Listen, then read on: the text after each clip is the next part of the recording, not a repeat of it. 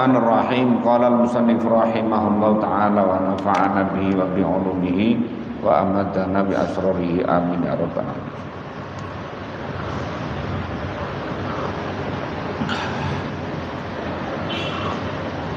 Wa minha,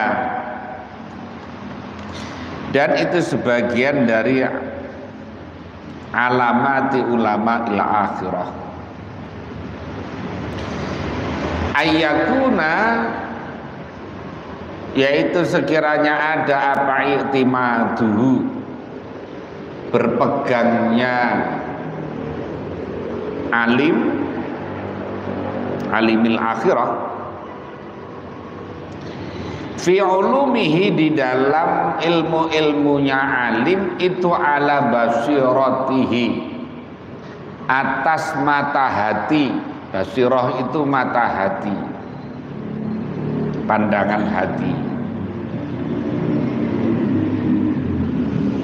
Wa idrakihi, dan menemukannya alim, bisofai qalbihi, dengan bersih hatinya alim. Jadi ukurannya, pegangannya adalah memakai basirah, pandangan hati, dan bersihnya hati. La ala suhufi, tidak berdasarkan atau tidak atas beberapa lembaran-lembaran, wal kutubi, dan beberapa kitab. Jadi standarnya, parameternya itu adalah mata hati, parameternya adalah beningnya hati, bukan lembaran-lembaran kitab, bukan kitab-kitab yang ada. Wala ala taklidima, dan juga tidak mengikuti perkara yasma'uhu, yang mendengar siapa alimhu pada ma, min ghairihi, dari selainnya alim. Jadi tidak mudah percaya kepada informasi dari ini yang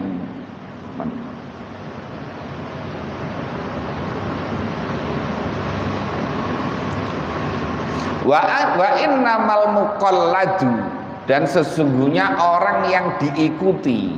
Kalau muqallid, orang yang ngikuti. Wa innamal muqalladu, dan bahwasanya orang yang diikuti itu sahibus syar'i. Sahibus syar'i yaitu Rasulullah, orang yang mempunyai syariat, shalawatullahi alaihi wassalamuhu. Fima, di dalam perkara amaro, yang perintah siapa sahibus syar'i bihi, dengan ma. Jadi yang diikuti itu ya Rasulullah, ya diikuti adalah Rasulullah. Hanya kita ini karena tidak tahu persis Rasulullah itu bagaimana, maka sesuai dengan riwayatnya para sahabat. Dari sahabat riwayatnya kepada para tabi'in, terus sampai kepada ulama-ulama kita. Jadi informasi tentang Rasulullah. Waqala, dan yang berdauh siapa sahibus syar'ihu kepada man.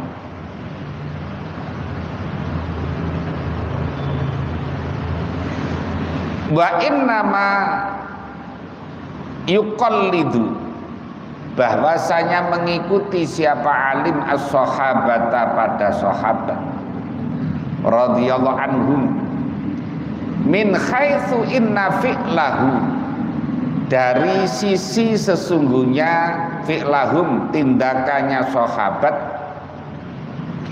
itu ya dulu menunjukkan apa fi'lahum, ala sima'ihim, atas mendengarnya sahabat, min Rasulillah, dari Rasulullah sallallahu alaihi wasallam. Jadi kalau kita mengikuti para sahabat itu karena sahabat melihat dan mengikuti kepada dengan Rasulullah. Jadi umpamanya kayak tarawih kok 20 umpamanya. Tarawih kok 20, ya karena kita ngikuti sahabat Umar. Sahabat Umar ngikuti Rasulullah. Buktinya apa buktinya? Buktinya adalah tidak ada satupun sahabat yang membantah atau yang menyalahi terhadap apa yang disampaikan oleh sahabat Umar. Padahal waktu itu masih banyak sahabat-sahabat besar. Ya, masih ada sahabat Utsman bin Affan, masih ada sahabat Ali bin Abi Thalib, ada sahabat Zubair bin Awam, ada sahabat Sa'id bin Abi Waqqas, ada sahabat, masih lengkap, masih sahabat masih banyak. Lah seandainya sahabat Umar itu salah, mesti udah dikerutuk ya. Udah didatangi, di demo duluan. Enggak.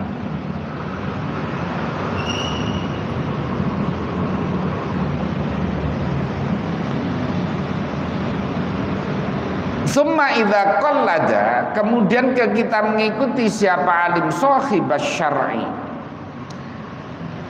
pada Rasulullah sallallahu alaihi wasallam. Shahib syar'i, pemilik syariat itu ya Nabi. Fi talaqi aqwalihi, di dalam menerima dawuh-dawuhnya Rasulullah shahib syar'i, wa af'alihi, dan tindakan-tindakannya shahib syar'i. Bil qabuli, dengan menerima. Fayam bagi, maka seyogjanya apa yakuna, sekiranya ada siapa alim itu harisun, orang yang sangat menginginkan ala fahmi asrarihi, atas memahami rahasianya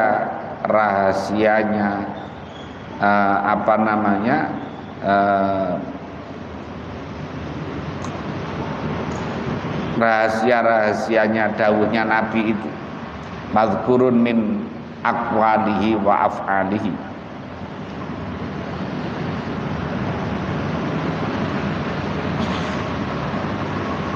Fa innal muqallida, maka sesungguhnya orang yang mengikuti itu innama yaf'alu, bahwasanya melakukan siapa muqallid al-fi'la, pada tindakan, pada pekerjaan. Li'anna, mengikuti itu karena li'anna shahibas syar'i, karena sesungguhnya Rasulullah pemilik syariat sallallahu alaihi wasallam itu fa'alahu, telah melakukan siapa shahibus syar'ihu, kepada fi'lu. Wa fi'lu, dan adapun tindakannya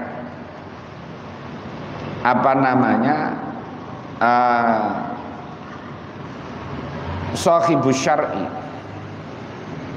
itulah buddha, tidak bisa tidak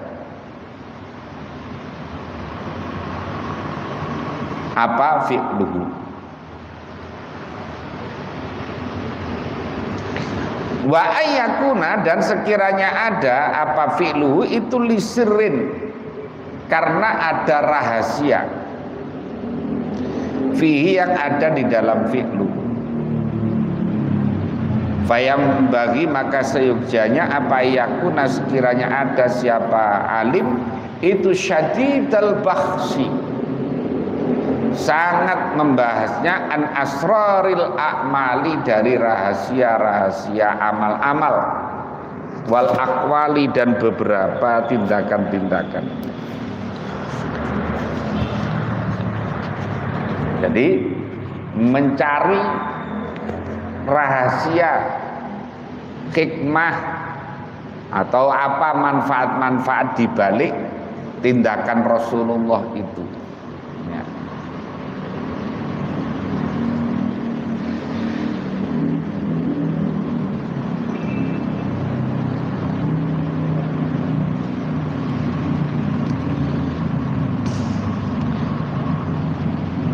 Fa innahu, maka sesungguhnya alim itu iniktafa, jika mengambil kecukupan siapa alim, bihifdzi ma, dengan menghafal perkara, yuqalu yang dikatakan apa karena maka ada siapa alim itu wi'aan, hanya wadah lil ilmi pada ilmu. Jadi kalau ada orang hanya ngumpulin ilmu saja, itu namanya wadah ilmu, bukan alim. Alim itu orang yang kemudian mengkaji, mendalami terhadap rahasia-rahasia, sir-sir yang ada pada ilmu atau pada tindakan-tindakan Rasulullah dan sebagainya. Wala yakunu, dan tidak ada siapa alim itu aliman, atau orang itu aliman dianggap alim kalau hanya sekedar wadahnya ilmu. Walidzalika, karena demikian, wadzalika adapun karena fayam bagi ayakuna syadidal bakhsi ila akhirih, atau kana wi'aan lil ilmi tadi, itu yuqalu dikatakan apa fulanun, adapun fulan itu min au'iyatil ilmi, sebagian dari wadah-wadahnya ilmu, hanya tempatnya ilmu saja. Fala yusamma, maka tidak dinamakan siapa fulan itu aliman, orang alim. Jadi bukan orang alim kalau hanya sekedar ini di kitab ini, di kitab ini, di kitab ini, di kitab ini saja. Itu bukan orang alim, tapi itu wadahnya ilmu. Idza kana, sekiranya jika ada apa sya'nuhu, tingkahnya fulan itu al-hifdz, hanya menghafal, min ghairi tila'in, dengan tanpa melihat, alal hikami, atas beberapa hikmah, wal asrori, dan beberapa rahasia. Maka orang harus mengetahui rahasia dan hikmahnya sholat, rahasia dan hikmahnya puasa, rahasia dan hikmahnya zakat, dan seterusnya.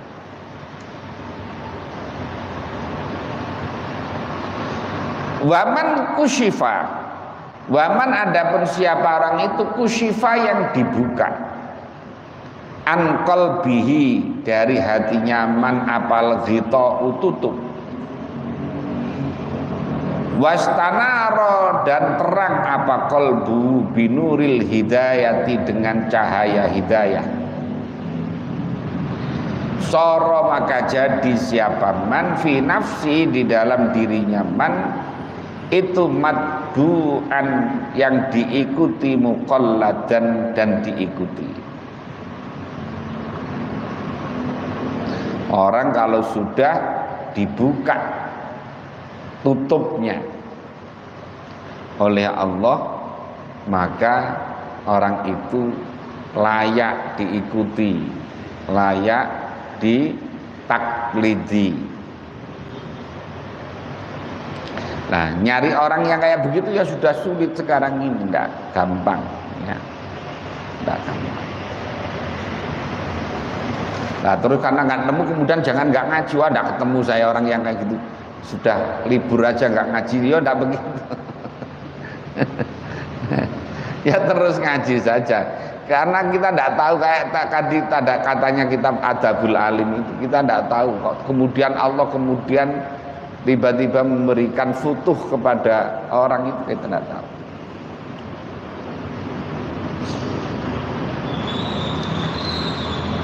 Fala yang bagi, maka tidak seyogjanya apa ayyuqallida, sekiranya mengikuti siapa man ghairahu, pada selain yang itu tadi, yang terbuka ghitoknya itu tadi, terbuka tutupnya. Walidzalika, karena demikian, fala yang bagi ayyuqallida ghairahu, qala, berkata siapa Ibnu Abbas radhiyallahu anhu,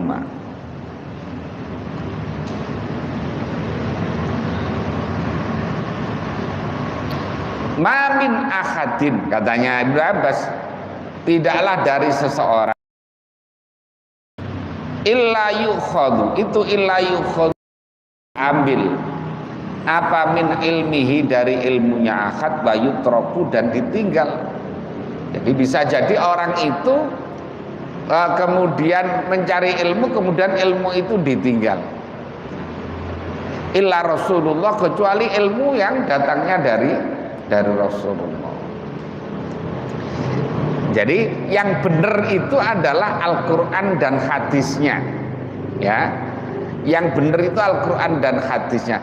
Kalau penafsirannya, ya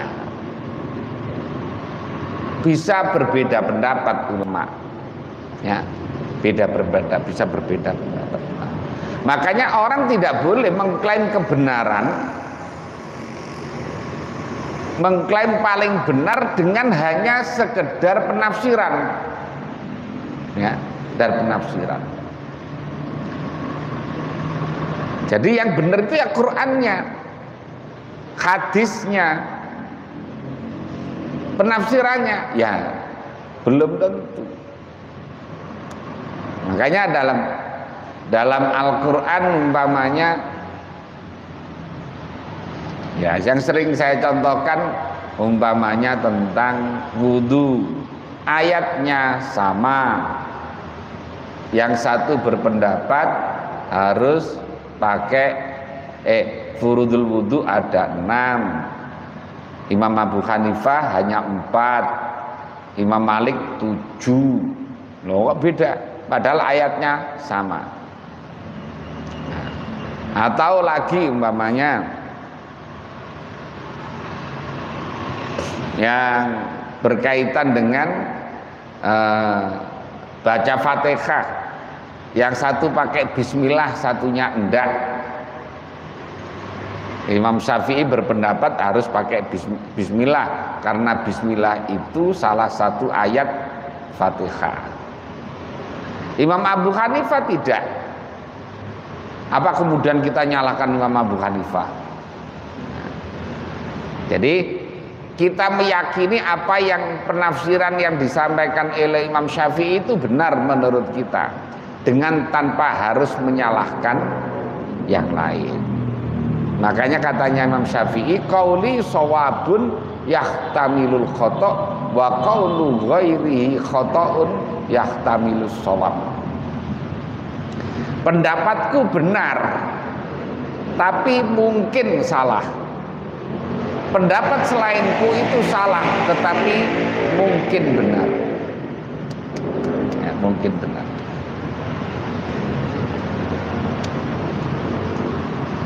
Jadi kalau penafsiran orang tidak boleh ngotot kemudian mengaku paling benar sendiri.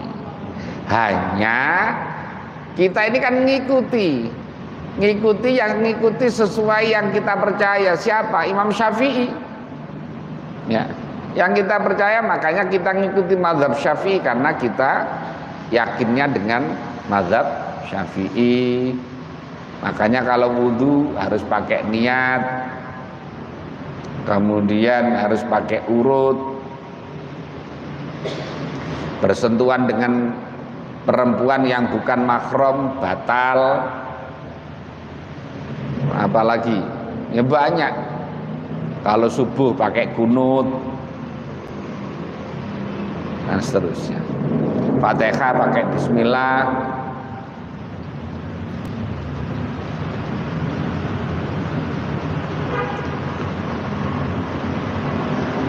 Waqad kana, dan sungguh telah ada, bahwasanya itu ta'allama telah belajar. Ibnu Abbas, waqad kana, dan sungguh ada siapa Ibnu Abbas itu ta'allama belajar siapa Ibnu Abbas min Zaid bin Thabitin, dari Zaid bin Thabit. Jadi Ibnu Abbas ini memang masih muda, lahirnya saja ketika lahir itu sempat diludahi oleh Rasulullah, dicetaki oleh Rasulullah itu, kemudian diludahi, didoakan menjadi ahli tafsir. Jadi memang masih muda sekali. Maka pantas kalau kemudian masih, beliau sahabat, ngajinya juga kepada Rasulullah, tapi juga kepada sahabat besar yang lain. Di antaranya adalah kepada Zaid bin Thabit. Zaid bin Thabit ini adalah penulis Al-Quran. Jadi makanya orang senior ini. Jadi zaman Rasulullah itu termasuk penulis wahyu itu adalah Zaid bin Thabit. Kemudian ketika ada proyek penulisan Al-Quran pada zaman Abu Bakar, itu adalah ketuanya Zaid bin Thabit. Ini proyek yang tidak ada untungnya itu. Kalau proyek pencetakan Al-Quran, nah ini beda lagi urusannya. Makanya ada tersangkanya barang.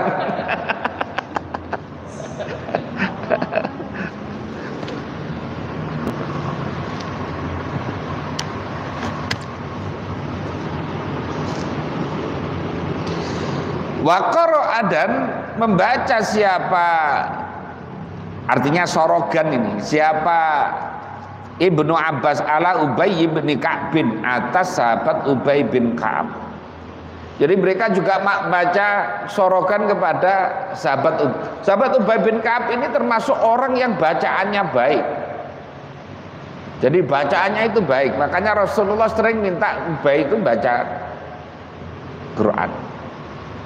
Nah, makanya ketika sahabat Umar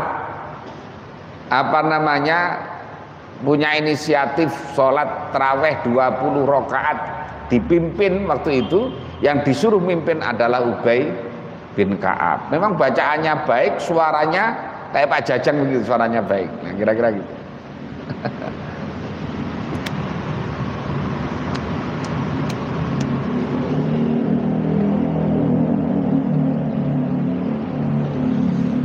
Summa khalafahuma, kemudian berbeda siapa Ibnu Abbas huma pada Zaid bin Thabit dan Ubay bin Ka'ab fil fikih, di dalam masalah fikih, wal qiraati dan qiraah jami'an. Jadi berbeda, bacaannya berbeda, kemudian juga masalah fikihnya berbeda ya. Berbeda dengan gurunya, tidak apa-apa, yang penting punya sandaran ya, punya sandaran. Wa qala, berkata siapa ba'dus salafi, sebagian ulama salaf, ma adapun perkara jaa yang datang apa mana kepada kita an Rasulillah, dari Rasulullah sallallahu alaihi wasallam, itu qabilnahu, menerima siapa kita kepada ma, apa yang datang dari Rasulullah maka kita terima. Ala roksi, semuanya. Ala roksi itu artinya wal aini, dan barangnya itu. Wa ma adapun perkara jaa yang datang apa mana kepada kita anis sahabatin, dari sahabat radhiyallahu anhum, fa akhudhu, maka mengambil siapa aku minu dari ma, wa natruku, fa nakhudhu, maka mengambil siapa kami minu dari ma, wa natruku, dan meninggalkan siapa kami pada ma. Jadi kalau pendapatnya sahabat diambil, boleh tidak dipakai. Contohnya sahabat Umar itu yang berpandangan bahwa Al-Qur'u itu adalah khaid. Kan biasa, wal mutallaqatu yatarabbasna bi anfusihinna salasata quru. Orang yang ditolak itu yang masih produktif ya, masih haid dan sebagainya, maka iddahnya adalah 3 quru, salah satu quru. Lah quru itu apa? Nah, sahabat Umar yang berpendapat bahwa itu adalah al-haid, termasuk yang diikuti oleh Imam Abu Hanifah. Dalam mazhab Syafi'i, quru itu adalah at-tuhru, adalah suci. Imam Syafi'i itu karena dulu belajar bahasa Arab itu dari Bani Hudzail, itu adalah belajar yang bahasa Arab yang masih murni, bukan bahasa Arab yang prokem ya, bukan bahasa Arab yang sudah campur-campur. Kayak umpamanya bahasa Indonesia yang masih murni, kira-kira sekarang di mana gitu. Kalau sudah Jakarta itu kan sudah campur-campur ya. Sudah campur-campur. Nah, jadi ya.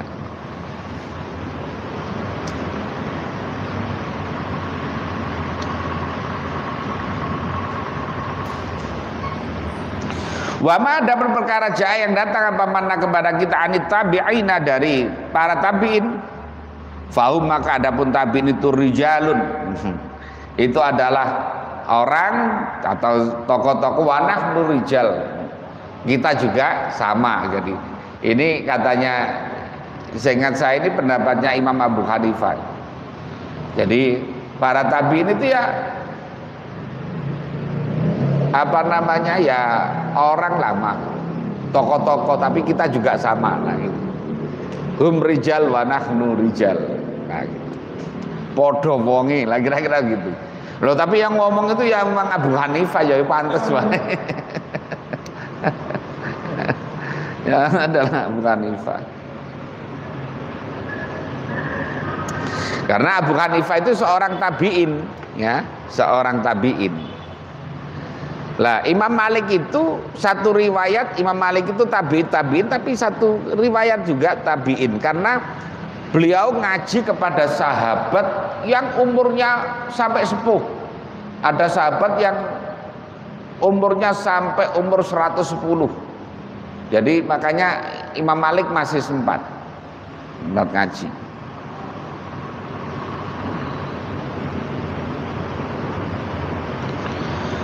Wa inna ma fadlu sahabati, bahwasanya keutamaan sahabat itu limusyahadatihim, karena melihat menyaksikannya sahabat qara'ina akhwali Rasulillah, pada qarinah-qarinah keadaan Rasulullah sallallahu alaihi wasallam, wa tilaqi qulubihim, dan terkaitnya hatinya sahabat umuron pada beberapa perkara udrikat yang ditemu apa umur bil qara ini dengan beberapa qarinah. Fasaddadahum, maka menguatkan hum kepada sahabat apa dzalika demikian umur tadi ila shawabi kepada kebenaran min haitsu la yadkhulu, dari sisi tidak masuk apa dzalik fir riwayati di dalam riwayat wal ibarati dan ibarat. Jadi sahabat itu karena sahabat itu yang melihat langsung peristiwa-peristiwa yang terjadi pada diri Rasulullah. Jadi mengapa kok Rasulullah umpamanya menikahi Zainab? Zainab itu adalah anak mantu anak angkat. Jadi Zainab itu istrinya Anas bin Malik. Anas bin Malik itu asalnya budak. Zaid ya, Zaid. Anaknya Zaid. Zaid itu asalnya budak, kemudian diberdekakan oleh Rasulullah, kemudian ikut Rasulullah, dinikahkan dengan Zainab. Lah Zainab ini kemudian merasa mungkin nggak cocok gitu ya, nggak cocok ya, karena masih ada rasa levelnya beda lah kira-kira gitu. Levelnya beda, karena itu mantan budak. Kemudian dipisah, kemudian ada perintah dari Allah untuk menikahi Zainab. Nah, ini karena apa? Ini karena perintah itu untuk menunjukkan bahwa menantu dari anak angkat itu sama dengan orang lain, makanya boleh dinikahi. Kalau tidak ada kayak gitu kan kita tidak tahu.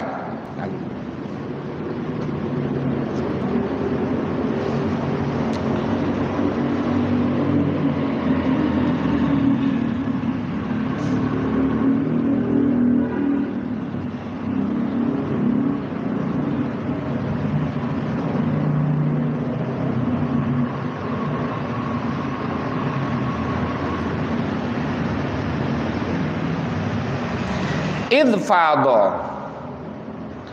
karena menyebar alaihim atas sahabah min nurin nubuwati, dari cahaya sifat kenabian, apa ma perkara yakhrusuhum, yang menjaga apa mahum kepada sahabat fil aktsari, di dalam lebih banyak menjaga anil khoto'i, dari kesalahan.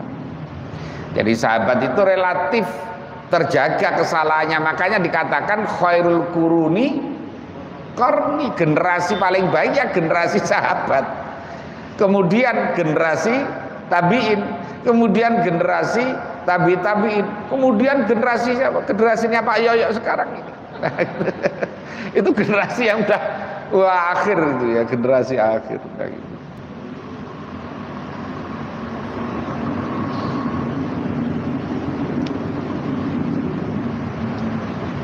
Wa idza kana, dan ketika ada apa i'timadu, berpegangan alal masmu'i, atas perkara yang didengar minal ghairi, dari orang lain, itu taklidan, mengikuti ghairu mardin, yang tidak diridhoi.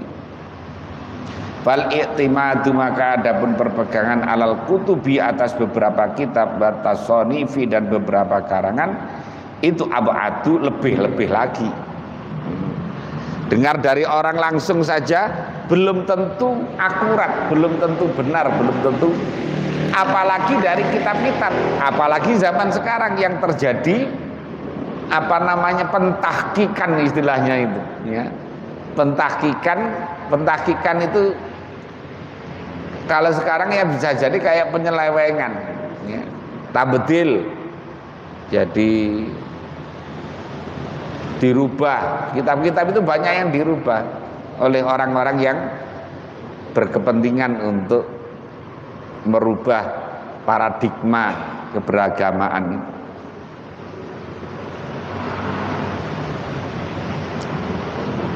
Balil kutubu, balik adapun kitab-kitab batasonifu dan beberapa karangan, itu muhdatsatun, adalah perkara yang diperbaharui. Lam yakun, yang tidak ada apa syai'un, sesuatu, minha, dari kutub wa tasonif, fi zamani sahabati, di dalam zaman sahabat, wa sodri tabi'in, dan permulaan para tabi'in. Karena dulu tidak ada, jadi bid'ah itu. Wa inna ma hadatsan, bahwasanya baru terjadi apa kutub wa tasonif ba'da sanati mi'atin wa isrina, setelah tahun 120 minal hijrah. Jadi generasi setelah generasi ya ketika generasinya Abu Hanifah. Abu Hanifah itu lahir tahun 83 ya, wafat tahun 150. Jadi ketika itu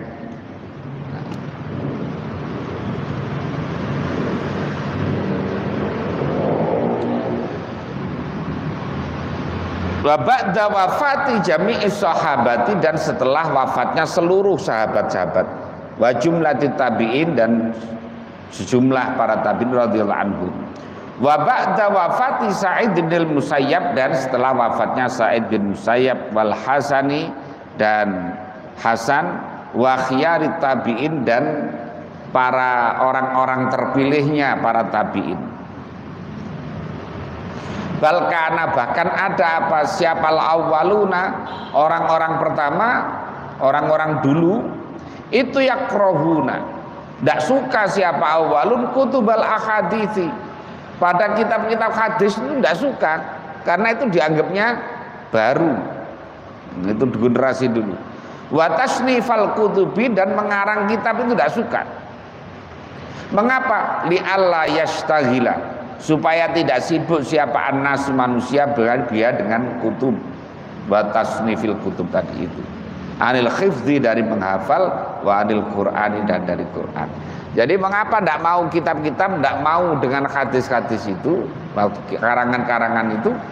Karena khawatir orang kemudian tidak mau menghafal kalau ada kitab, ya tidak mau menghafal, dan kemudian meninggalkan Al-Quran karena sibuk dengan kitabnya tadi itu. Wa anit tadabburi, dan dari berangan-angan, wa tadzakkuri, dan mengingat. Wa qalu, dan berkata siapa lawalun, ikhfadhu, jagalah, kama kunna nahfadhu, sebagaimana kita itu nahfadhu, menjaga siapa kita.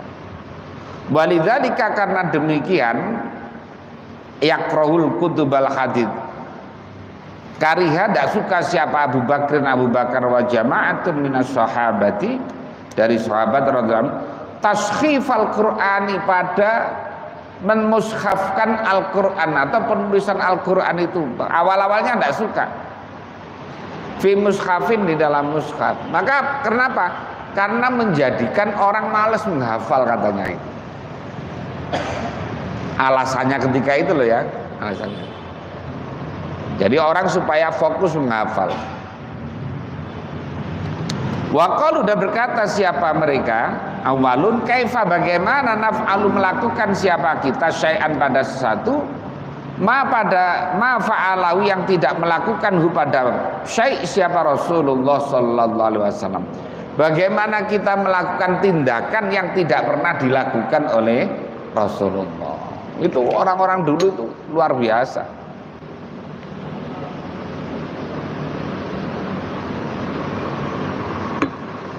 Nah kalau kita sekarang nggak ada mushaf, ya wa akhiru da'wahum. Nggak ada mushaf, barang mushaf kok dulu kan awalnya mushaf ditulis itu nggak ada titiknya, nggak ada barisnya, nggak ada syakalnya, renggek gitu aja. Lah itu bisa dipahami oleh generasi yang masih zaman itu. Kayak umpamanya di sini Pak Amin entah nulis apa, gambar yang abstrak, kemudian diterangkan kepada jamaah, maka pada ngerti semuanya. Tapi generasi ketika ini tidak menerangkan pada berikutnya gimana? Ya tidak tahu itu apa lah, kira-kira begitu. Nah gitu. Makanya kemudian awalnya hanya rengga-rengga, kemudian orang bingung, generasi berikutnya orang itu jadi bingung. Pada zaman Utsman masih biasa, karena masih generasinya dekat dengan Umar. Tapi ketika generasinya Sayyidina Ali, orang sudah mulai jauh. Makanya orang sudah mulai bingung, ini gimana ini? Ini tak apa ya, apa sa, apa nun, apa ba. Oh, makanya kemudian dikasih titik-titik. Lah, dikasih titik saja kemudian orang masih bingung. Ini dibaca gimana ini? Dibaca ba'asa, apa bu'itha, apa ba'su, apa bi'su, atau gimana? Makanya kemudian dikasih syakal. Nah, gitu. Ya bid'ah semuanya itu. Orang kalau tidak mau bid'ah ya jangan baca mushaf.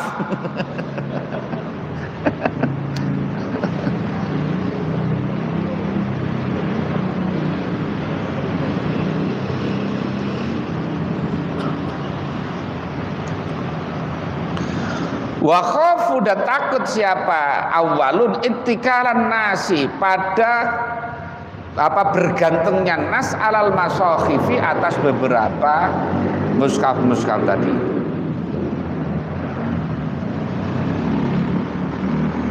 Wa qalu, dan berkata siapa awalun natruku, meninggalkan siapa kita Al-Qur'ana, pada Quran. Ya talaqahu, yang menerimahu pada Quran siapa ba'dum, sebagian nas min ba'din, dari sebagian yang bitalqini, dengan ditalqin, dengan dituntun, wal iqra'i, dan membacakan. Jadi Quran itu diajarkan dengan secara talaqi wal musyafahah. Jadi berhadapan-hadapan diajarkan. Makanya biasanya kalau di pondok-pondok Quran itu sebelum mulai menghafal itu harus membaca secara bin nazar khatam. Setelah khatam bin nazar, bacaannya benar, baru boleh menghafal. Nah, beda di sekolah-sekolah takfid. Nah, oh, yang ngajar nggak ada sanadnya. Yang ngajar nggak ada sanad-sanadnya ya semau-maunya. Yang penting ketika lomba juara. Liyakuna, supaya ada apa hadza, ini talqin wal iqra tadi itu syughlahum, itu syughlahum, kesibukan mereka, wa himmahum, dan tujuan mereka. Hatta asyara, sehingga isyara siapa Umaru, sahabat Umar radhiyallahu anhu, wa baqiyatus sahabati, dan para sahabat yang lain, bikat bil Qur'ani, dengan menulis Al-Qur'an, khaufan, karena takut, minta khadzulin nasi, dari menjadi hinanya manusia, wa takasulihim, dan malasnya nas, wa khadzaran, dan karena takut, min ayyaqa'a, sekiranya terjadi nizaun, pertentangan nanti, musuhan, karena apa? Wah, ini dibaca begini, ini dibaca rofa, dibaca. Contohnya gini, kayak idza kuntum ila sholati faghsilu wujuhakum, itu kan dibaca nasab, faghsilu wujuhakum, wa aydiyakum baca nasab, wamsahu biru'u sikum kasroh dibaca jer. Lah kok setelah itu wa arjulakum kok dibaca nasab? Mestinya yang deket kan dibaca jer. Nah, kalau enggak ngaji kan ya enggak ketemu. Lah gitu. Itu menunjukkan bahwa kaki itu bukan diusap tapi dibasuh. Tadi fagsilu wujuhakum wa aidiakum, itu kan fagsilu, dibasuh. Wajah dibasuh, tangan dibasuh. Kemudian wamsahu biruusikum, kemudian mengusap kepala. Kemudian wa arjulakum, dengan kaki, dibasuh kakinya. Nah, kayak gitu. Lah itu kalau nggak ngaji kan bingung. Ini dibaca wa arjulakum apa wa arjulikum. Nah gitu. Karena sebelumnya biruusikum.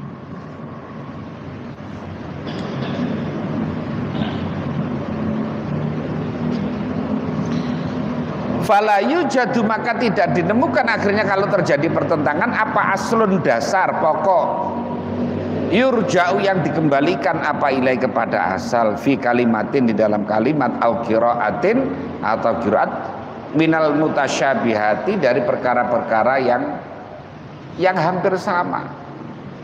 Makanya dalam Al-Qur'an itu ada yang hampir sama. Ada yang kholidina, ada yang kholidaini. Ada ya, itu kalau tidak ada harokatnya ya tulisannya sama, kholidina fiha sama kholidaini kan.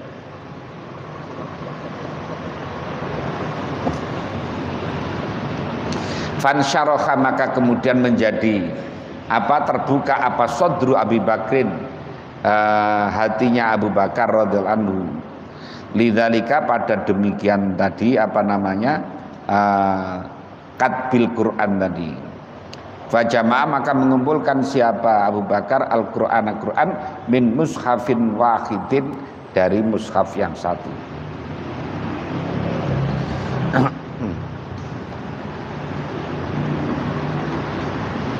Wakana, dan ada siapa Ahmad bin Hanbalin, Ahmad bin Hanbal itu yunkiru, mengingkari siapa Ahmad bin Hanbal ala Malikin, atas Imam Malik, fi tasnifi, di dalam karangannya Imam Malik Al-Muwatta. Imam Malik gak setuju. Padahal Al-Muwatta itu kitab yang setelah jadi disampaikan ke para ulama untuk dicek, dan semuanya sepakat. Makanya dinamakan Al-Muwatta, yaitu kitab yang disepakati. Nah, tapi kemudian Imam Syafi'i menghafal Muwatta. Giliran Imam Ahmad bin Hanbal, wah ini kitab ini bermasalah katanya.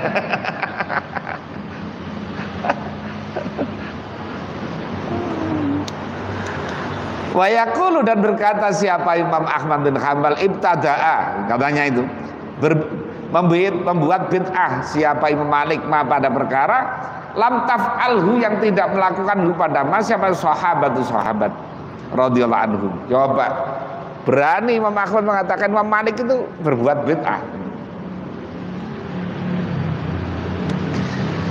Bahkan dan ada awwalu kitabin, permulaan kitab sunnifa yang dikarang awwalu kitabin fil islami, itu kitab Ibnu Juraidin yaitu kitabnya Ibnu Juraid fil Athar yang menerangkan tentang dawuhnya para sahabat.